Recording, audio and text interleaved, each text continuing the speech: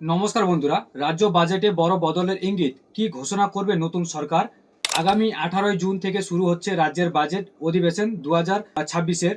নতুন সরকার ক্ষমতায় আসার পর এটাই প্রথম পূর্ণাঙ্গ বাজেট। তাই স্বাভাবিকভাবেই সাধারণ মানুষ থেকে রাজনৈতিক মহল সবার নজর এখন নবান্নের দিকে। সূত্রের খবর, এবার শুধু খরচের হিসেব নয়, রাজ্যের আর্থিক কাঠামো মজবুত করা, ঋণের বোঝা কমানো এবং পরিকাঠামো উন্নয়নে জোর দিয়েই বাজেট তৈরি করতে চাইছে এই বিজেপি সরকার।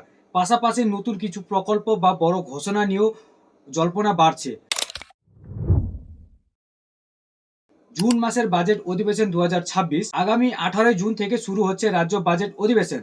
শুক্রবার বিশেষ অধিবেশনে এই কথা ঘোষণা করেন বিধানসভার স্পিকার রথীন্দ্র বোস। জানা গিয়েছে 22 জুন পূর্ণাঙ্গ বাজেট পেশ করা হবে বিধানসভায়। আর বাংলায় নতুন সরকার গঠনের পর এটাই প্রথম পূর্ণাঙ্গ বাজেট অধিবেশন হওয়ায় রাজনৈতিক ও প্রশাসনিক মহলে তা নিয়ে আগ্রহ তুঙ্গে।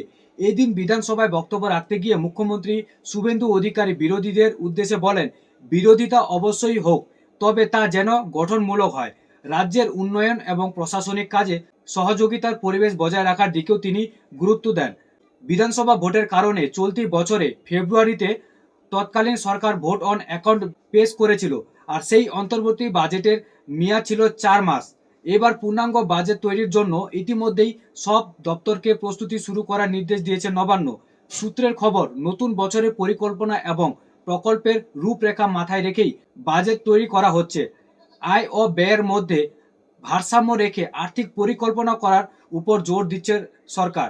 একই সঙ্গে রাজ্যের ঋণের চাপ নিয়ন্ত্রণে রাখা এবং পরিকাঠামো খাতে বিনিয়োগ বাড়ানোর পরিকল্পনাও নেওয়া হচ্ছে।